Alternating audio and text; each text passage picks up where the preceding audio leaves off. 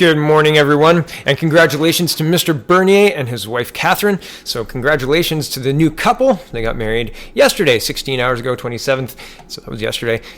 And in the afternoon. So wonderful, and that's neat. So I just thought I'd start off with that. Here's another concerning thing that has less to do with politics and more to do with our global world. And Facebook is announcing a digital currency. This is Democracy Now! Announcing big text war for your wallet. Facebook sparks outrage after announcing plans for digital currency. Now, I don't go on Facebook. I won't be joining in their digital currency, but I think it's concerning. And I'm not going to get into this article. Link is in the description. Have a read for yourself if you're interested. I woke up to this news this morning, and this is Mercedes Stephenson reporting at the G20. The G20's happening currently, and, well, here we go. Mercedes Stephenson is tweeting, quote, "Coming soon, my report on the latest from the G20. Prime Minister Trudeau sat next to President Xi at the leaders' working lunch. The two do not look or shake hands, look at each other, or acknowledge one another. There are several minutes of video." Sorry, there's an extra look in there, so that took me a second to adjust to.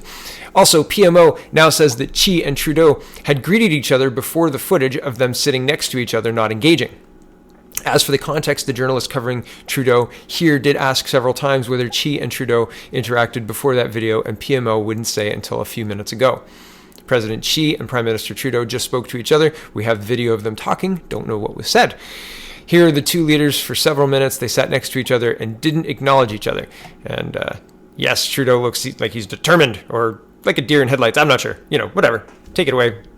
Take away from that whatever you will. But I just find it interesting, right? Like, this is President Xi. He's the guy who, or him and his government have been the people who have said no to soy, have said no to pork, right? Like, these are big files, big deals, billions of dollars. Farmers are, the pork aspect of the meat, because it wasn't just pork they said no to. They said no to everything, meat, everything, meat and canola. So this is a very concerning turn of events, and they should, maybe use the time. But Trudeau's sitting there looking determined at the cameras. Right? Get my good side, this side. You guys read Harry Potter, the Lockhart thing? I think maybe that's what's happening here. Mercedes finishes off. Here are Trudeau and Xi just a few minutes ago in a pull aside at the evening G20 event. Hashtag Canadian Poly G27. And so that's interesting. Interesting to note. They are talking, supposedly, but who knows. Here's a poll from the 16th, and I hadn't seen it on the 16th, so I didn't report on it, but I'm going to report on it now because it's interesting. Poll suggests majority of Canadians favor limiting immigration levels. New polling numbers suggest a majority of Canadians believe the federal government should limit the number of immigrants it accepts. Public opinion trend that Immigration Minister Ahmed Hassan says he finds concerning. 63% of respondents to a recent Ledger poll said the government should prioritize limiting immigration levels because the country might be reaching a limit in its ability to integrate them. Just 37% said the priority should be on growing immigration to meet the demands of Canada's expanding economy. Hassan said he is concerned by this because he has heard directly from employers across the country who are in desperate need of workers. Economists and experts widely agree that immigration is key to meeting labor and population shortages. Talk to Alberta, I think. Okay, back to the article. Canadians may be worried about the ability of communities to absorb more newcomers due to housing and other infrastructure shortages, but Hassan says the answer is not to cut the number of immigrants coming to Canada. Quote, "It's not a zero-sum game." And I've said this before. I've kind of tongue-in-cheek put comments out there, and I've seen other people comment like this as well. Like, is your problem congestion on the 401? Let's bring in more immigrants. That'll solve it. And is your problem, any problem you can throw at them? It's like, oh, the answer is certainly bring more people here. That will solve it. And with no actual reason given other than economic reasons. Oh, economists say that we need all these people and we should have them all here and we should do it as fast as possible. So, it's misrepresenting, I think, what people are asking for, people being employers. And when you talk about 43,000 people illegally crossing the border, that's not what Canadians expect from their immigration system, period. Okay, back to the article. "It's not a zero-sum game," he said.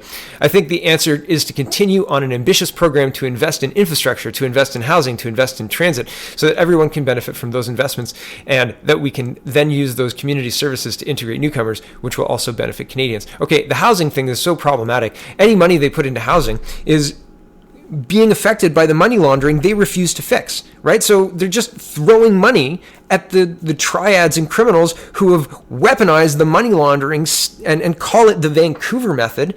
They sell drugs here, launder the money to casinos, send the money back to China to make more drugs, right? To sell, to get more money, blah, blah, blah, blah, blah. It's a very proven method, and it's documented. And it's just not lost on me that the government is refusing to fix the problems at the top, right? They middle around in the middle, saying, oh, it's the real estate agents and the lawyers who are allowing this to happen. No, it's the cases that are falling apart because the laws are garbage, because you allow the laws to continue to be garbage, but you change the laws very quickly for people like SNC Lavalin, right? You reclassify indictable offenses to hybrid offenses, no problems, right? You give SNC Lavalin specific access to deals that no other company gets in order to continue to bid on federal projects while they're, under investigation for bribery and money laundering. Unbelievable. Back to the article. Conservative voters may be likely to favor reduction. The poll of 1,528 Canadians were randomly recruited from Ledger's online panel conducted from June 7th to 10th to the Canadian press. Polling experts say online surveys cannot be assigned a margin of error because they do not generate a random sample of the population.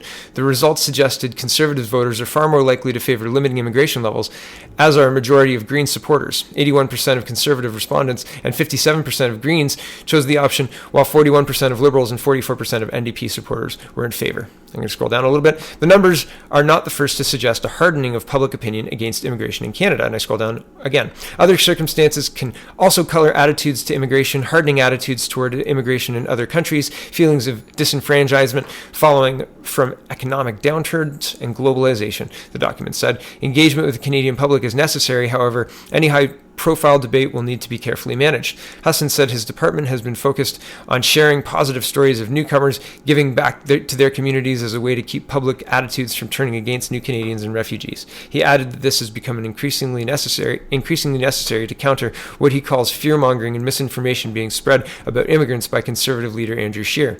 Quote, we used to have a political consensus on immigration, but what worries me is looking at the other side and seeing the leader of the official opposition taking a stance that is rooted in misinformation and conspiracy theories, basically spreading myths about immigration, Husson said. It is unbecoming of a leader to do that, and it has a corrosive effect on social fabric. But Scheer said that it's Prime Minister Justin Trudeau's fault that public support for immigration is waning. He pointed to the influx of over 43,000 asylum seekers that have crossed into Canada illegally since 2017, using a forest path in Quebec and avoiding official border checkpoints where they'd have been turned back to the U.S. asylum system. There's absolutely nothing fair or compassionate about the real victims of persecution having to fight the government to be reunited with their families and forcing the oppressed to wait longer for Canada's help while others jump the queue, exploiting loopholes and cross the border illegally from places like upstate New York, Scheer said in a statement Sunday. He called Husson's comment about him an attempt to blame the opposition for exposing Trudeau's track record. He vowed to restore fairness and order to Canada's immigration system. And so I think that all of that is a whole bunch of flowery words that hide the fact that they're not listening to the fact the majority of Canada, the majority of Canadians don't want the increased levels that they're proposing. And he's saying that's very concerning. We've got to re-educate them. And so we've got a $45 million re-education racist program being rolled out across Canada. $45 million plus $5 million for who knows what. It's incredible the amount of money they're spending on this. And here is Kevlar in the classroom. This is moving on to the end of school. This was published yesterday at 3 o'clock. Yesterday was the last day of school for elementary school kids. So it says, Kevlar in the classroom. Teachers turn to protective gears. Violence escalates. I worked in schools. I left schools because they were too violent. They were too violent, and I had absolutely no recourse. Children could literally beat their teachers up. I was trained to deal with that. But when you dealt with that in the way you were trained, that was not acceptable. You were not doing what you were supposed to do. I'm not sure what I was supposed to do, which is why I left, which is why I needed to leave because, well, it wasn't safe. And so here's the article. Growing up, all she wanted to become was a teacher. She realized her dream, and at first she loved the job, but now she says violence in the classroom has spun so far out of control that she has to wear protective sleeves to guard against attacks by students. I've seen principals get hurt by students. I've seen blood on them. Educational assistants get kicked in the head, punched, spit at, she said. I've actually experienced all of these things firsthand, by the way. Back to the article. CBC has agreed to protect the teacher's identity because she fears speaking to the media could harm her career. Teachers turn to Kevlar to deal with biting, kicking, and punching in the classroom. Sorry, that was highlighted, but shouldn't have been. Okay, her concerns match those of other educators across Ontario who say the verbal abuse and physical violence is leaving them injured and exhausted and are calling on school boards and the province to provide more support. The teacher worked at several schools in the Ottawa Carleton District School Board, OCDSB, and is qualified to teach students between grades 4 and 12. She began teaching about 15 years ago, but it was only after returning from time off to have children that she realized things had changed for the worse. I remember my first day back in a particular school, and I got home and I just wanted to call and say, I'm not coming back, she said. Teachers in armor. Because her elementary school classroom has students with severe behavioral issues, the teacher said she was required to wear protective sleeves on her arms to guard against pinching, scratching, and biting. I was thinking of the students in the class, like, how do they feel about seeing their teacher in armor? I'm still shocked about it. I'm going to break off here. This is me. I've often said I think it's a disservice to our children when you have violent children in the classroom. The teacher knows they're violent. The youth care worker, the EAs, everybody knows they're violent, but the parents don't know. The other students' parents don't know. And they're sending their student into a classroom with a violent person that has teachers and EAs in armor. And I thought, man, that is crazy. And I thought, if I was a parent, because at the time I wasn't yet a parent, and then when I was a parent and started realizing it, my children weren't in school. But if I was a parent, I would want to know. But because of confidentiality rules, they can't. Nobody is allowed to know. And so I think that it is worth the conversation to put it on the table to solve this problem. If you're violent, you should be removed from the rest of the school. And you should have a room where, and I'm not saying temporarily, I'm saying that put the violent kids together, which is where I used to work, essentially. But that is a whole other story. And I think that it's interesting, though, that we're subjecting our children to these unsafe, chaotic environments. It's very, very concerning. And I actually, this article this morning prompted me to contact my superintendent, and I've asked for a meeting because I'm going to be speaking to the teacher and the principal before this school begins, because I'm very concerned about this, as well as the next article I'll show you. The next two. Okay. Carry on. Back to the article. She said the OCDSB sent her on a behavioral management course to help her gain control of her classroom, but it felt more like a self-defense class. I'll break in again here. I've gone on many of those. In order to do my job, I had to be trained, and it was a self-defense course. That's exactly what it was. Nonviolent crisis intervention, or BMS, behavioral management. Yeah, it's a self-defense course. Back to the article. Other teachers taking the course were on stress leave, she said. In a written statement, OCDSB spokesperson Charlene Hunter said protective gear is normally worn for short periods of time while strategies are put in place to correct the concerning behavior. Because you would go into the room with the coat on, this is me again, with the protective gear on, and you'd have the temporary period of the next 40 minutes, whatever the time period that you had to work with the child is, and then you would come out of that room and take it off. But the person working with the child always has the coat on. That needs to be clear, right? And it's not. So that's interesting, right? It's only worn for a short period of time. Sure, right? Except that if you're with the kid, you should be wearing it at all times. Anyway, back to the article. The gear is designed to be inconspicuous. Here it is right here. It looks like everyday clothing and is intended for use in the education and healthcare environments. Yeah, it looks like everyday clothing, except you've got armor there, right? Which is crazy. Sylvan Lamarand, an elementary teacher in the Upper Canada District School Board, UCDSB, said protective gear, including padded jackets and spit masks, had become standard issue for educational assistants. That's true. The spit masks are like a halo around your head, and then it's just like clear plastic that folds up and down, right? So you can fold it up to talk to people and then put it down when the child is close and may spit at you. But you usually just wear it down if you're around the kid. Anyway, back to the article. The fact that we're using Kevlar in the classroom seems to me that something needs to be done. Lamarand, who hasn't worn the gear, is about to retire after 30 years as a teacher. He said he's concerned about the younger teachers and educational assistants entering the profession. I'm afraid at some point someone gets seriously injured, and then we're looking at, why did this happen? He said, I'm hoping it doesn't get to that, and we recognize that violence is becoming a serious problem within our classrooms. Yeah. I think that because we have more special needs kids in the schools with larger class sizes, some students can't handle those larger group settings, and also when they're starting to act out, it's harder for teachers to get to them. Right, and contagion happens too. If you've got one or two kids who may act out but won't act out unless somebody else kind of initiates it, and then you've got one kid who will initiate it. Now you've got three kids who are acting out, whereas if you could remove the one, and then the other two might be able to integrate better. This contagion is worse and worse and worse as the reaction to it is less and less and less, and the reaction to it is less and less and less. you can't do anything about it. What are you going to do? You have to bribe these kids, or you have to. The way they're solving this problem is very, very backwards, in my opinion. And as we'll see at the end of this article, it's very crazy. But yeah, the more the kids start to act out, the more time they take for the teachers, and the more time they take for the teachers, the less the other kids have time from the teacher, and so on. It's a very, very, it's a downward spiral. It's bad. It's not healthy. It's not healthy for classrooms. Larger class size. They keep going back to this larger class sizes as well. If we didn't have kids disrupting classes, if that was an absolute, if you stopped that right away and remove them, then you would be fine with a larger class size. Larger class size isn't the problem. It's the disruptive kids that are the problem. Get back to the article. In a written statement, Deanna Perry, superintendent of safe schools with the UCDSB, said the safety of staff and students is a priority, but there's no standard practice when it comes to protective equipment for teachers. The equipment that is recommended is based on very specific components of a student's learning plan, Perry said. Natasha Baines, the Ontario Secondary Teachers Federation, OSSTF, chief negotiator for student support professionals with the OCDSB, oh my goodness, said the protective gear might actually be doing more harm than good.